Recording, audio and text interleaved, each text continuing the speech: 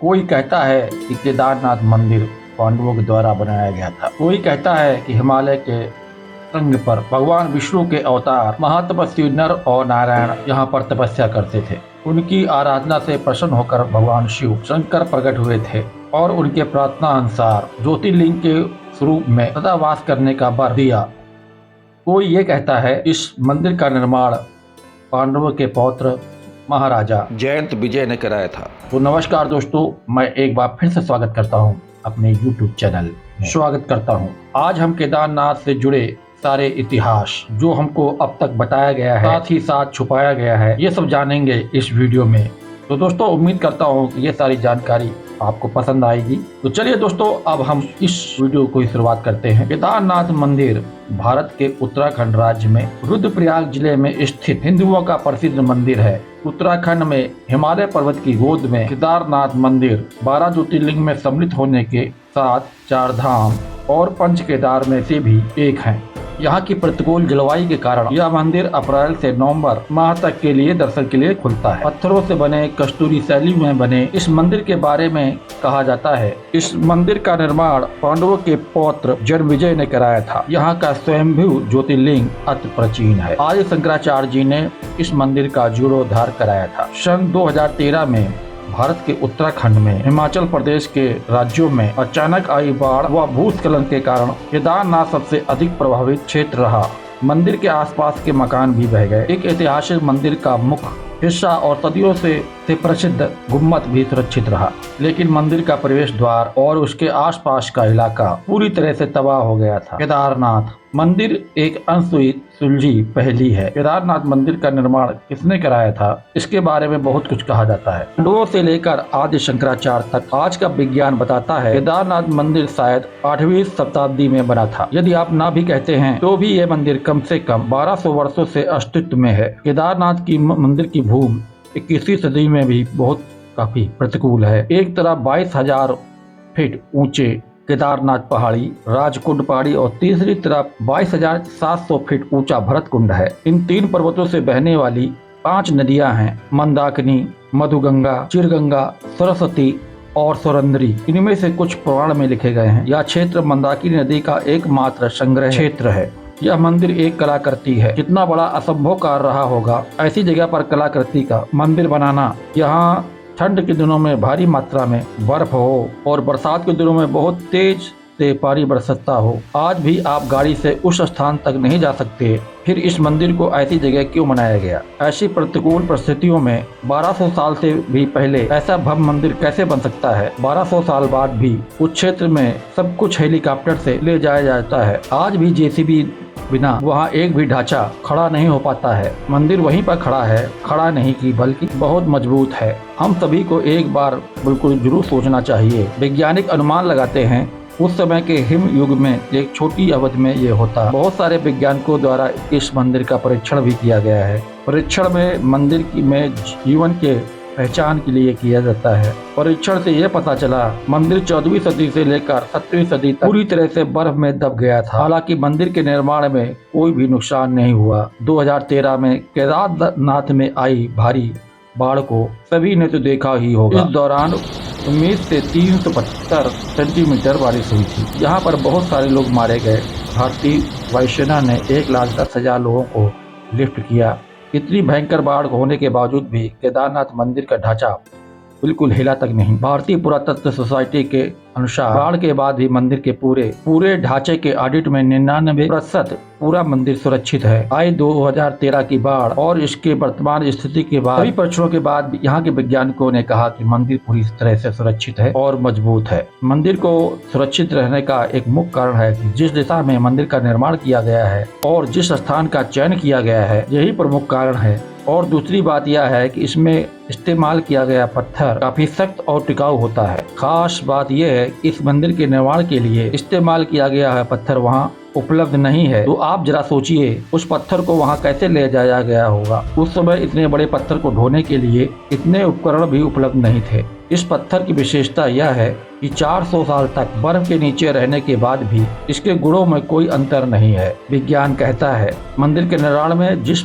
पत्थर और जिस रचना का निर्माण किया गया है और जिस दिशा में बनाया गया है, उसी की वजह से यह मंदिर बाढ़ में बच पाया था। केदारनाथ मंदिर उत्तर दक्षिण की दिशा में बनाया गया है, जबकि भारत के सभी मंदिर पूर्व और पश्चिम की दिशा में बनाए जाते हैं। विशेषज्ञों के अनुसार अगर मंदिर पूर्व और पश्चिम दिशा में होता तो पहले ही नष्ट हो चुका होता या फिर 2013 में पूरी तरह से तबाह हो गया होता, लेकिन इस दिशा की वजह से केदारनाथ मंदिर बच गया है। इसलिए मंदिर ने प्रकृति की चक्र में ताकत बनाए रखी है। मंदिर के इन मजबूत पत्थरों को बिना किसी सीमेंट के इस प्रकार से व्यवस्थित किए गए हैं कि पत्थर के जोड़ पर तापमान की किसी भी प्रभाव के बिना मंदिर की ताकत अभेद है। टाइटैनिक के डूबने के बाद पश्चिमी लोगों ने यह फील किया था कैसे अनरिटी परीक्षण तापमान ज्वार को मोड़ सकते हैं, लेकिन भारतीय लोगों ने यह सोचा और ये 1200 साल पहले परीक्षण किया। 2013 में मंदिर के पिछले हिस्से में एक बड़ी चट्टान फंस गई और पानी का बहाव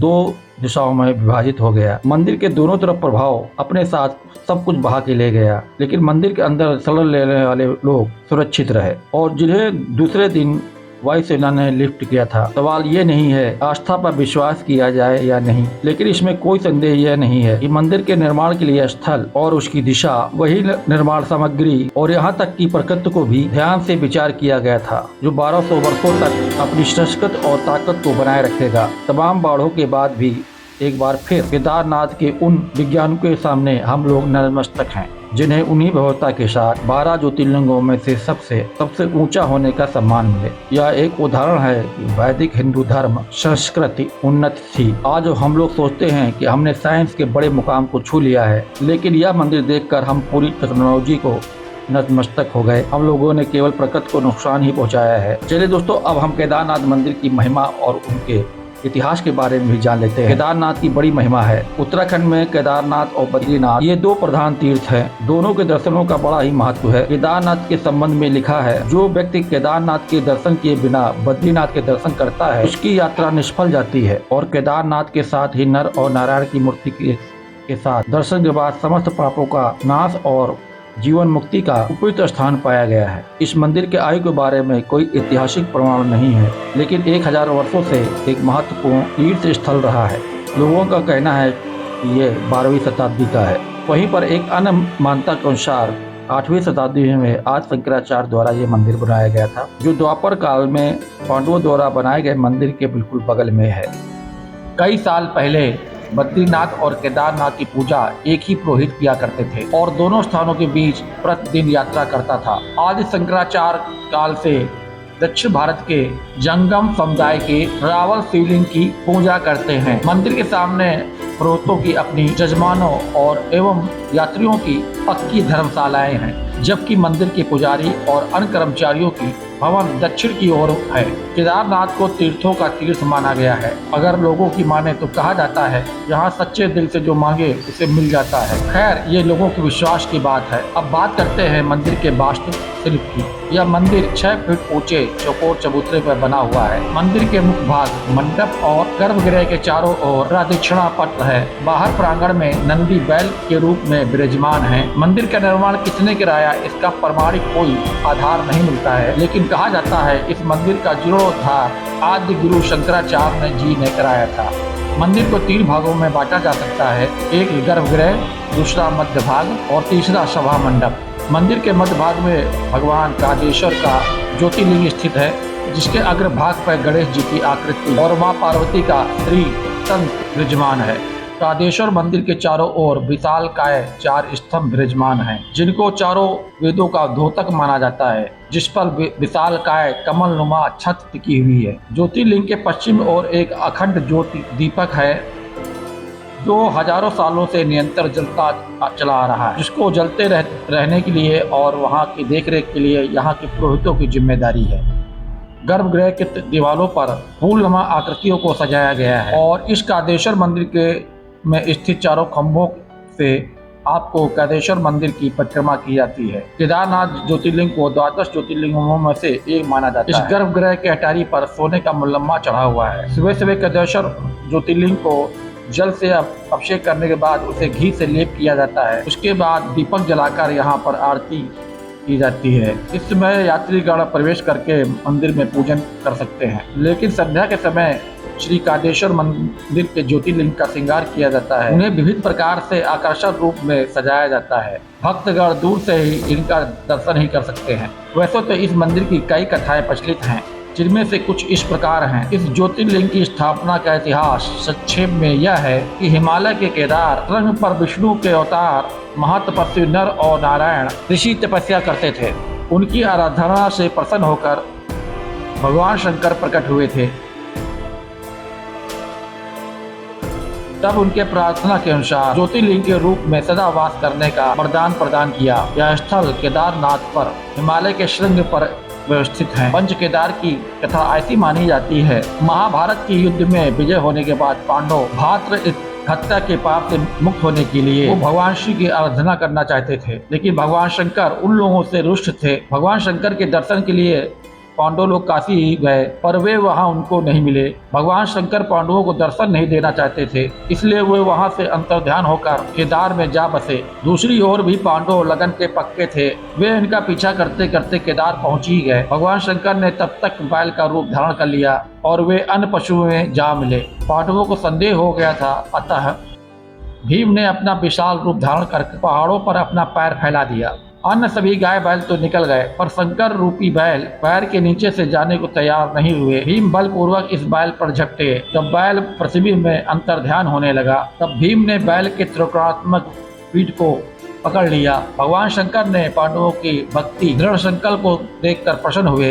उन्होंने तत्काल दर्शन देकर पांडवों को पाप मुक्त कर दिया। उसी समय से भगवान शंकर बैल के पीठ की आकृति का केदारनाथ में पूजे जाते हैं। ऐसा माना जाता है कि जब भगवान शंकर बैल के रूप में अंतर्ध्यान हुए तो उनके धड़ के से ऊपर का भाग काठमांडू में प्रकट हुआ।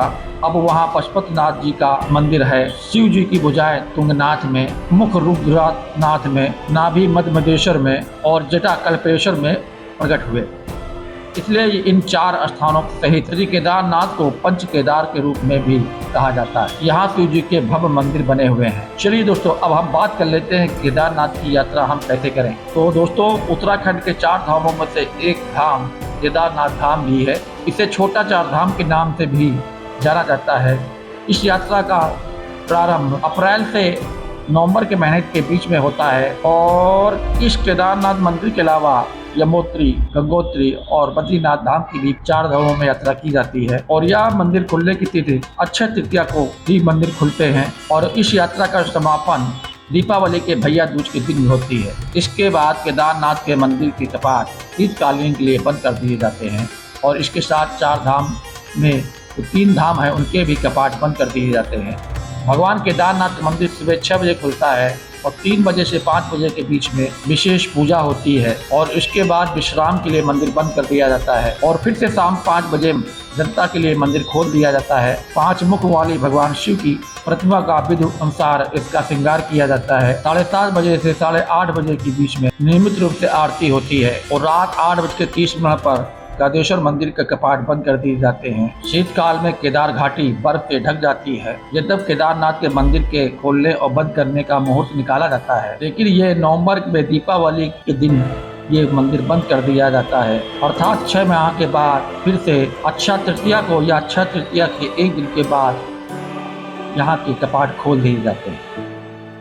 ऐसी स्थिति में केदारनाथ की पंचमुखी प्रतिमा को ऊखी मठ में लाया जाता है। इसी प्रतिमा की पूजा यहाँ पर रावल जी करते हैं। केदारनाथ में जनता शुल्क जमा करके रसीद प्राप्त करती है और उसके अनुसार ही मंदिर की पूजा व आरती कराती है, अर्थात भोग प्रसाद ग्रहण कराती है।